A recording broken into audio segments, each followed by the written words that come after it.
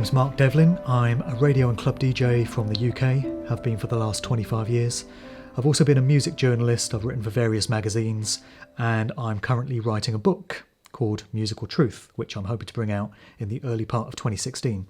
So for many years I was a DJ, fortunate enough to travel to lots of different countries, played all over the UK, large clubs, bars, all sorts, and just kind of did everything that was expected of you as a DJ, did radio shows as well.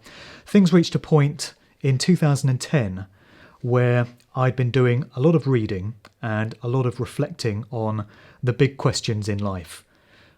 Who are we? What are we doing here? What is this place anyway? Those questions have always been things that have played on my mind, and I've always reflected on them. But prior to that point, I didn't have any kind of answers to these questions. And 2010 was the culmination of, a number of years of researching various authors. Very significantly, the books of David Icke, but also Graham Hancock's Fingerprints of the Gods was a big one for me, and some other books that my dad put me onto, Eric von Daniken and such, because my dad has always been a deep thinking sort of guy. And I came to understand at this point in September 2010 that the world is nothing like we're told it is. And that set me off on a very different path to the one I'd been on before. So for the past 5 years, I've been quite heavily researching all kinds of subjects related to conspiracy, truth, spirituality, esoteric metaphysical concepts. And I've also looked into how that relates to the music industry. I'm talking about the corporate mainstream music industry, not every aspect of it, but the very upper levels of it. And there are many connections between these different subject areas when you really get into it. And this has been a great interest of mine over the last 5 years. And it's formed the foundation of what the book is going to be, Musical Truth. It's going to be about 200,000 words. So it's not exactly a pamphlet, it's more of a doorstop. And I'm looking forward to getting it out there. So for the past 5 years, I've been talking publicly about this stuff and going on radio programs and doing podcasts. And it's a little bit different to the way my life was before, I can tell you. Well, regarding lyrics, there is a very well-worn theory that the Beatles were actually a product of the Tavistock Institute of Human Relations in London, which is this organisation that is all about mind control and social engineering. And there's a theory that there was a guy linked to the Frankfurt School, which is a similar organisation to the Tavistock Institute, by the name of Theo Adorno. And it's said by this guy called John Coleman, who was a former British intelligence operative who became something of a whistleblower. It's said that Theo Adorno wrote many of the Beatles' early songs. I can't say whether that's the case or not. I can't prove it either way, but it is a theory. Then when it comes to lyrics, you have certain artists who have talked about channeling their lyrics from out in the ether, from somewhere out there. And they've talked publicly in interviews about not really knowing where these lyrics come from. One of them is Elton John, who's talked about channeling this stuff, and he writes in what's called witch language.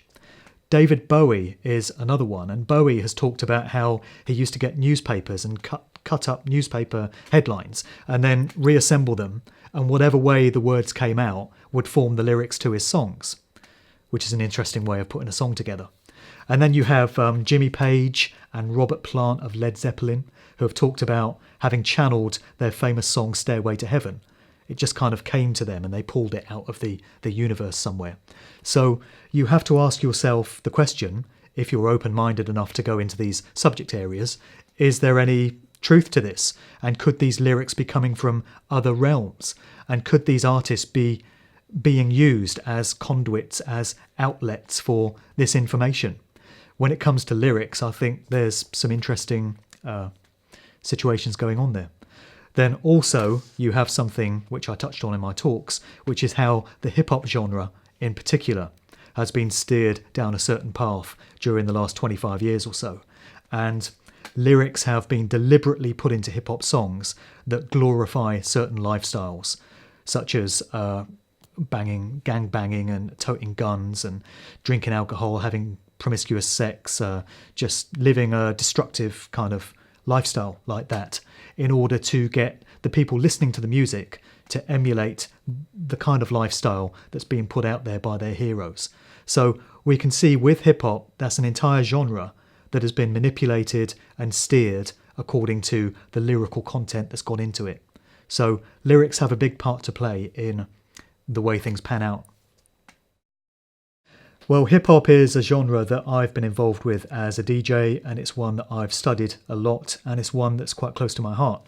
And I'm very distressed by the way it's turned out and the way things have been manipulated from what it once was, this beautiful, meaningful art form and means of expression, into the corrupted, toxic, debased shadow of its former self that it is now. And I don't think that's by accident. There's a lot of evidence to suggest that it's not. There was a letter which came out from a former music industry executive in recent years who stated that he was part of a meeting that was called in Los Angeles in 1991, where the private prison industry had said that it wanted to work together with the corporate music industry, the big labels, to change the face of rap music and to get certain lyrical themes included in the music and to promote certain lifestyles and certain behaviours, so that predominantly young black males who would be listening to this stuff would want to emulate the lifestyles of their hip-hop heroes. And I think it's pretty clear to see that that agenda has played out to the letter in terms of the sort of stuff that is now getting into hip-hop lyrics and the sort of consequences of that type of behaviour that we're seeing play out. You know, a few years ago, I would have denied that this was the case because I was a supporter of the genre to that degree. But now I've done the research and truth is truth and it is what it is, and I can see clearly that that's what's happened. There's also a spiritual, metaphysical component to hip-hop. There's a researcher by the name of Black Dot that has put out a book called Hip Hop Decoded, which people might want to check out, where he explores the idea that when hip-hop culture was born in the Bronx in New York in 1973, it was reigniting and evoking spiritual traditions that lie dormant in black people from when they'd been brought over from Africa, which went back to previous cultures and previous generations. And hip-hop was a modern expression of these ancestral traditions of black people. And it was spiritual in nature, and it was allowing these people to express themselves in this conscious, meaningful way. That would be another reason why the controllers would want to crush and subjugate and corrupt this genre, this art form. They don't want people awakening spiritual components within themselves. They want people degraded and held in base consciousness and absolutely in this 3D reality without exploring their true nature. And sadly, we can see how that agenda has played out within hip-hop. And that would be another one which has worked out entirely to plan. So people need to be aware of these things, and people need to work towards turning it around. Until they do, nothing's going to change. But it can change if we want it enough. Predictive programming is where a real-world event, whether it's a genuine event the way we're told it happened, or whether it's some kind of hoax or false flag event, because they do these all the time, where some aspect of it is depicted in a work of popular culture which gets put out before it. So that could be a Hollywood movie, it could be a TV show, it could be a music video, a record sleeve, a cartoon, anything like that. Anything which is going to be viewed by large numbers of people. They're going to see the imagery that's being conveyed and they're going to absorb it into their subconscious mind. Later, this real world event, it might be 9/11, it might be the Germanwings plane crash, it might be any number of events we're told go on. When that event is presented to them in the news as a real world event, there is some kind of familiarity with what they're seeing from the fact that their subconscious mind has absorbed the symbolism and the depictions of it. One reason why I feel they do it is to generate that familiarity so that when they present you with the official cover story, you're more likely to believe what you're being told because the familiarity is already there. You just don't know where it came from. That's how the subliminal mind works. Another reason why I feel they do it is I feel that they are trawling the energy force of large numbers of people in the general public that will have seen this video or movie, and they're making an energetic connection with the source of it. They don't realise they're doing it, but the energy is flowing, and they feel that this will help them to empower what they want to happen into physical manifestation. And then a third reason why predictive programming is done, which I think is the most relevant one, is it represents them hijacking our free will consciousness and our ability to consent to something, to say yes to it, or to object to it. They present a depiction of what they want to do in a very encoded, cryptic form, so that nobody could reasonably be expected to understand what's being conveyed. But as far as the controllers are concerned, that's all they need. They've told us in a deeply coded way what they want to do. When we don't object, when we say, we're not having this, you can't do this, they feel they've got the green light to go ahead and do it. And this alleviates the burden of karmic consequence on their part. I disagree with their viewpoint on it. I see it as sick and twisted and perverted and a very distorted way of looking at it. But all the evidence suggests that that is the way they view it. The key to everything and the key to fixing the situation that we find ourselves in all lies with the free will consciousness that we're all gifted and blessed to have. And it all lies within an understanding of natural law, the laws of morality that are inherent in the universe.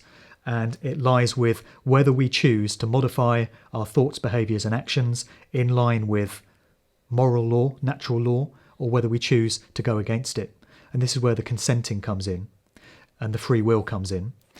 We all now have an opportunity to understand the methods of manipulation that are being used against us. That's what the internet is for. That's what research is for. The question is, do people care enough to take on the responsibility of doing the research and of modifying their behaviour and their thoughts in line with it?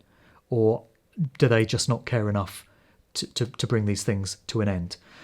If vast numbers of people, it needs many, many more people on board than currently are, if vast numbers of people all align their thoughts and their consciousness together with a different type of scenario to the one we've currently got in mind, then that will manifest.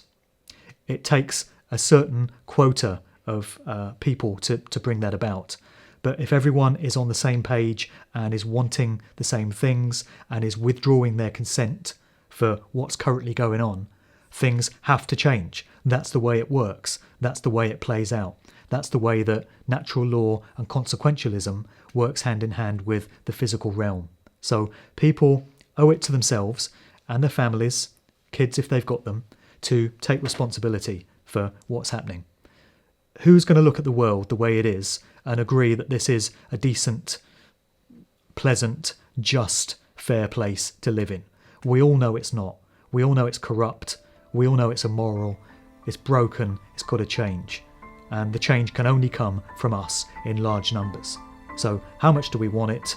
If you decide you want it, take on the responsibility of doing the research, understand the methods that are being used, and don't consent and contract with it in any way. Alternative ways of doing things are available if you choose to go down that route.